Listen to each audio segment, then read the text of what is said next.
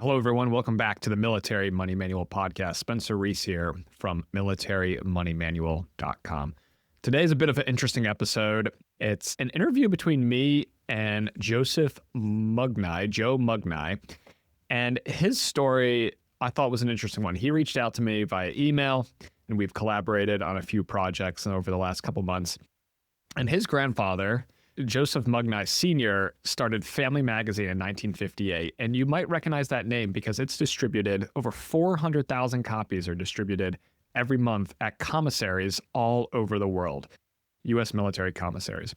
Joe's dad got involved, also named Joe Mugnai, in the 1980s, and now Joe is involved with the company he started in 2011. I thought it'd be interesting to have someone on the show who has been intimately involved, whose family's been intimately involved with the military community from a bit of a different perspective, coming at it from coupons and supporting U.S. military families, utilizing all of their benefits to the max. So without further ado, please enjoy my conversation with Joe Mugnai. Joe, thanks so much for joining us on the podcast today. Thanks for having me. I appreciate it. Thank you so much. When you reached out to me, it was regarding the new project you're working on, which we'll get to in a couple minutes, I promise. Yep. But I wanted to rewind the clock to 1958. And if you could tell, I love this like military lore where I'm sure people have seen it before. When they check out the commissary, there's a magazine there, right? Yep. And it's called Yep. Family Magazine. Where did that start and how are you connected to that? Back in 1958, my grandfather got out of the Army. His name was also Joe Mugnai, but he was Joe Mugnai II. My father being Joe Mugnai III, me being the fourth, and my son, naturally, Joe Mugnai V. So once my grandfather got out of the Army, he decided to start something new, something of his own, and he decided to create a coupon flyer, basically a way for patrons at the commissary to save more money and help exercise that commissary benefit. So he started the company back then. The idea was to have people hand out the coupons at the entrance of the store to save money as they go throughout the store. So they pick up a copy of Family, do their shopping. As they get to the checkout counter, they can use all their coupons there at the counter. So rather than just a normal coupon flyer or coupon book, whatever it might be, my grandfather decided that something a bit more robust would be to add an actual editorial section to it, create a full-size magazine where people didn't just do their shopping inside the store, going down the aisle and just leaving something in the trash, maybe creating more of a mess for people to clean up, but something to actually take home with them and do some reading at home, touching on different at-home topics, like if it were PCS or if it were just, even something as simple as pets, beauty, self-grooming, whatever it might be, like something you'd actually, even travel in that sense too. It really opened up a way for us to explore, not just being another commissary coupon flyer, but a way for people to take this home and make it something a bit more, family friendly in that sense. I love that. And so that was your grandfather. So that was 1958, Joe Mugnai II, and then Joe Mugnai III. So your dad joins the company. Was that like his first job? Was he just like taking over the family business, or was he like reluctant to come in? What was kind of the story there? Well, my grandfather and my father definitely worked hand in hand. They had a very, very strong relationship. My grandfather was honestly just a savant. He was a genius. And I give a lot of credit to my father too, because he's a really hardworking man. And he's been in this company for over 40 years now. And he's still here too. He's still working. He's still the head of the company, president and publisher. And he's still actively out there doing like the leader's work. Just absolutely killing it. But as far as how he started, I've never really got that full story, and that might be a good thing. A good thing for me to explore one day is how he actually started. But I can tell you one thing: those two in the car, traveling up and down, east to west, going to the commissaries themselves. When it was really difficult to get the magazines into the store for whatever reason, whatever the climate was during that time, if it was just the trucks couldn't get in, these two literally went to the stores themselves to make sure the magazines got through those gates into the actual commissaries themselves, so our hand distribution teams could hand them out at the entrance of the stores. So those two have really stopped at nothing to make sure that this benefit was stretched even further so we could help the military families stretch that dollar as far as possible. by giving them ways to save with the store. So I give full credit to both of them for just absolutely killing it over these years. And then you joined the company in 2011. And was that kind of your first thing, or were you doing something else? And then your father said, hey, son, it's time to take up the family business. I'll give you the honest story. I was doing my own thing. I was at a like a home remodeling company, just doing sales. And it wasn't really on my radar. It was on a long-term radar. To even rewind it more, when I grew up under my grandfather, he always had me under his wing, and he'd say, one day you're gonna work for the company, you're gonna do this, you're gonna do that. And I'd intern there over the summer, kind of, paying attention to how he ran things. But out of school, out of college, it really didn't occur to me that it would happen so soon. It had been from graduating in May until I would say December, when I'm at the kitchen counter at my parents' house, and my dad's like, you ready? I said, okay, really? Like, we're doing this, huh? Like, this is the start. Because you could just feel it, like the generations that have come before you. When you get that nod, you're thinking like, all right, I'm in the game now. Like, this is real. This is starting. Yeah. So a lot of weight in your shoulders, a little bit of pressure involved. And, you try to hit the ground running. You come in as, everybody's looking at you like, all right, is this the future? Like, what are we doing here? So that was the start of my origin. Today, Family Magazine is still distributed almost, 70 years later, in a couple of years, still distributed at the Commissary, right? And how many copies are going out every month? We do 400,000 copies every single month, about 30,000 copies overseas. Our goal is to really hit every single commissary. We try to leave absolutely no lapse, as small as the store might be. It doesn't matter to us. We just want to make sure that those issues get to the actual store, into the people's hands. At the biggest stores, we try to put our own team. So you might see people actually handing them out at the entrance to the store. And that's really important to us too, because as the foot traffic increases, it might be difficult to realize that something is there. So we actually try to put people at the entrance and, have them handed out. If they're not allowed, maybe we'll have it on a rack. So if anybody is looking for the magazine that might not see it, you can always give us a buzz. Our email address is on the website, familymedia.com. Let us know if you want the magazine but can't find it, because I'll personally see to it that we either put someone at the store, or we do a little bit better of a job to, talk to management at that commissary and have them put it in a bit more of a strategic spot for you to get it as you come into the store.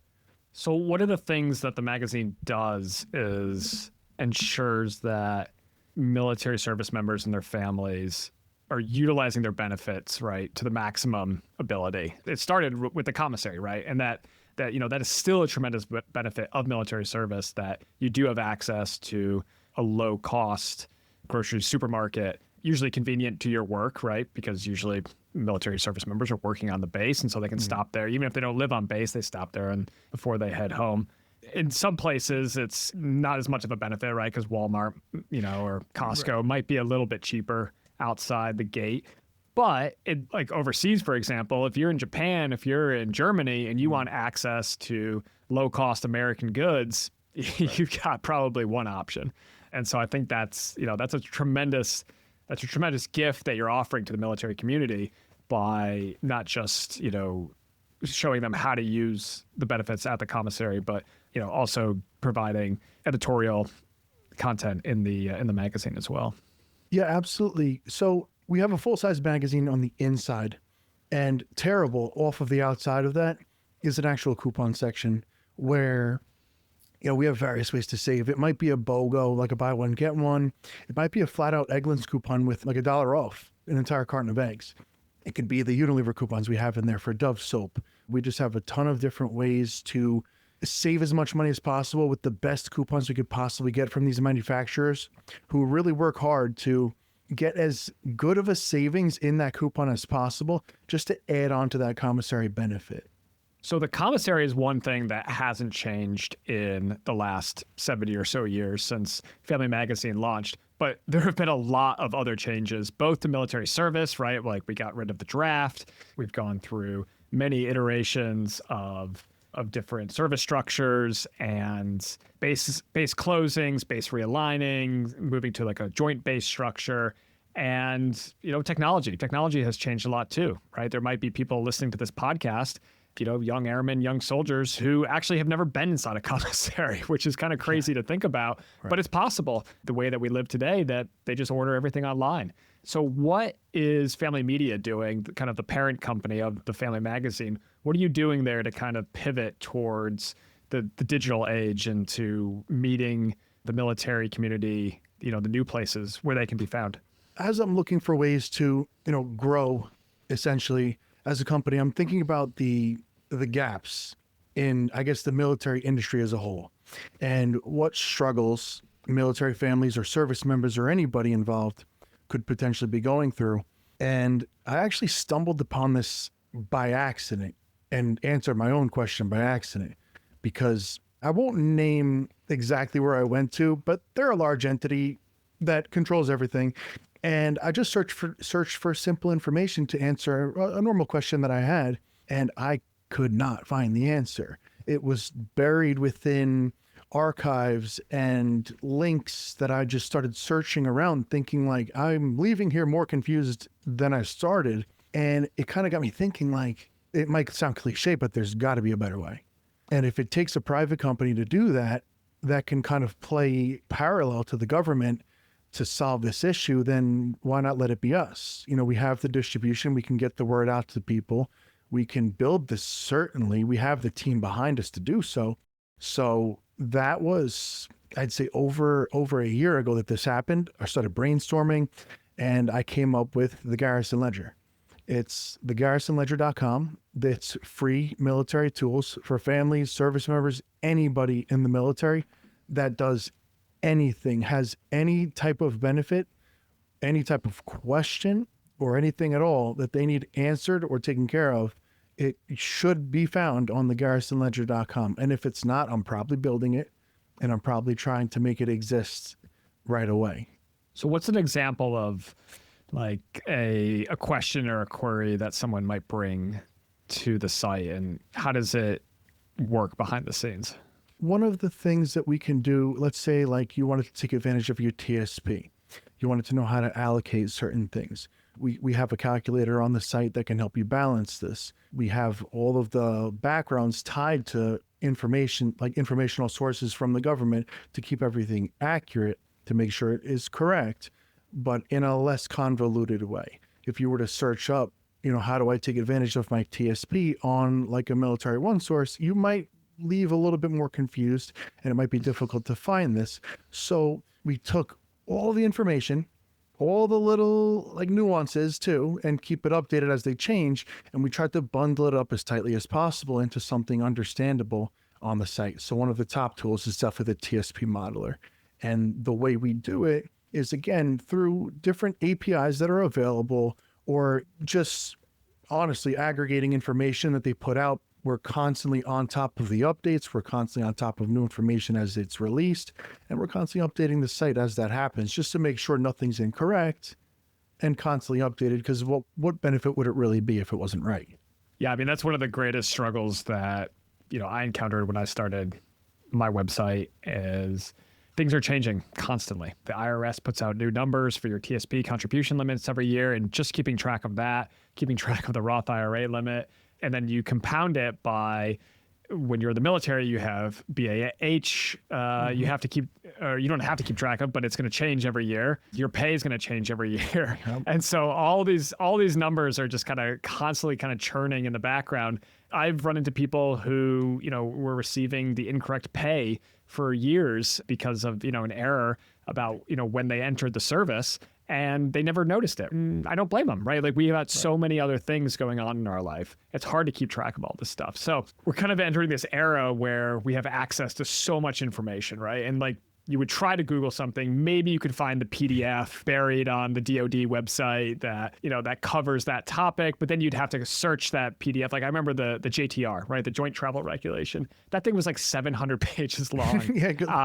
And I knew most of it because I was, I was traveling a lot. And again, the rules and regulations would change constantly. So I would say something, right? And then I would tell a new airman like, hey, go look this up. It's in the JTR, right? And they'd go look it up and be like, sir, I can't find it. And I'd be like, what? I'd go look it up and be like, they changed it. Yeah.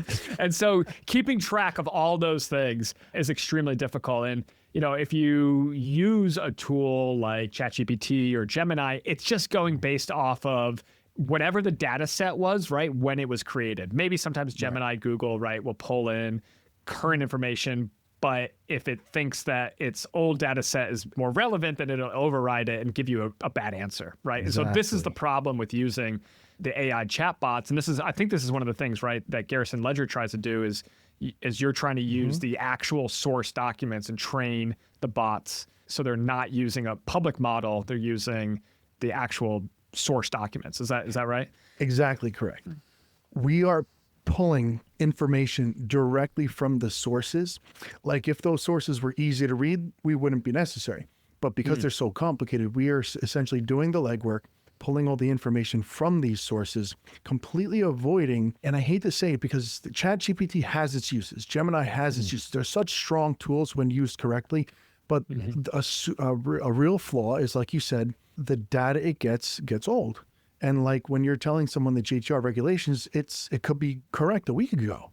And we can't expect these ChatGPT tools and Geminis to stay up to date on a weekly basis because that's very difficult for them to do. And it's just really not a realistic, request to expect, I guess you could say. So what we're doing is we're taking, as these regulations come out from the actual government sources, we're not waiting for an AI to train itself. We are telling our internal tools what's happening. So it's only pulling from that single source of truth that we feed it. It won't pull a rogue answer. It won't hallucinate because it's built not to do that. So it can't. Like it will not hallucinate because it's essentially not allowed to.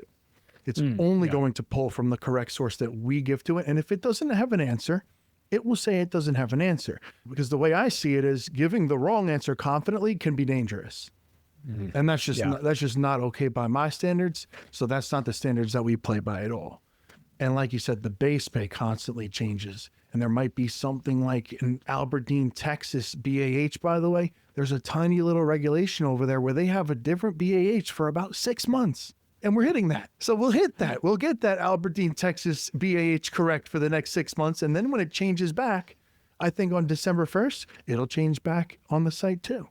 Give it a few hours just to cycle and update, but it's going to be correct because I think it's super important that we're accurate, and it's super important that we're honest about how accurate we can be at the time.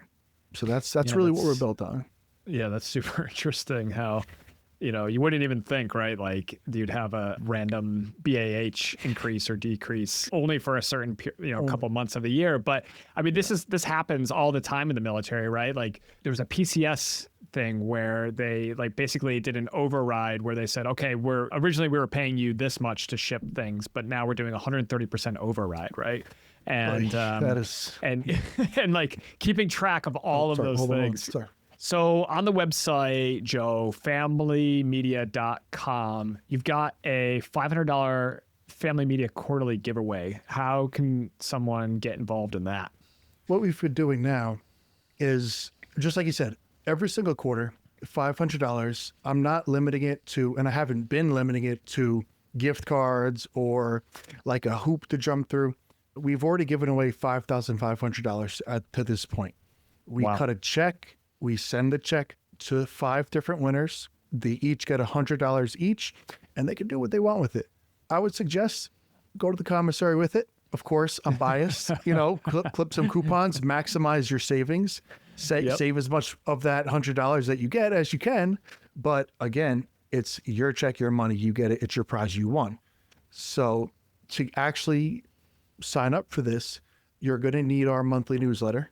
So you would go to familymedia.com, look at the top right for our giveaways. Click on that. Click on the $500 quarterly giveaway. Scroll down. Go to Found in Your Newsletter. Sign up for the newsletter. You will get an email right away. Automated email gets sent to your inbox. It's got the code to the actual newsletter in it. Take the code from the newsletter, punch it in, enter.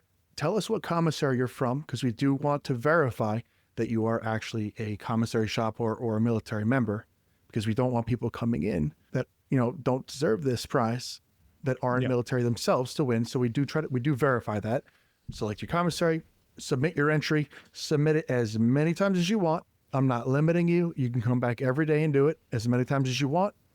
We select 5 winners at the end of each quarter, and then we send out emails to everybody. So check the spam box, check the junk box, don't miss it. We give you, as per the rules, 7 days to claim your prize once you win. At least for me, that was a very interesting background story to kind of one of those institutional parts of my military service, family magazine at the commissary. Never really thought about where it came from or who was behind it, but I think it's super interesting to kind of learn the story of the 3 generations of Joes, and maybe four generations of Joes coming up who have been involved in the family business. I think that's really cool. What your grandfather started doing, right, almost 70 years ago for military families, and making sure that they were cashing in on all the benefits that were available to them. So really cool to hear about that, and also really cool to hear about what you're building over at Garrison Ledger, and kind of stepping into still maintaining like what where you started, but also branching out and growing into the new. No, absolutely. Thank you so much for having me. It really means a lot to spread the word about this. I will personally stop at nothing to continue to give back to the military. It just means a lot to me to continue to just help everybody maximize their benefits or saving at the commissary, whatever it might be. Whatever I can do to make all of their life easier, that's my mission personally.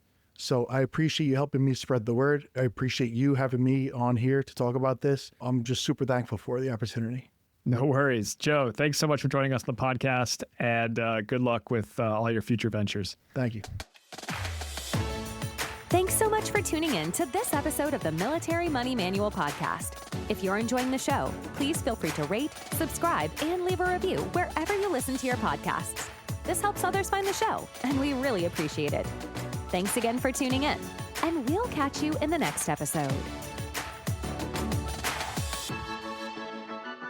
The views and opinions presented here are those of the speakers and do not necessarily represent the views of the DoD or its components. Reference to any commercial products or services does not constitute DoD endorsement of those products or services.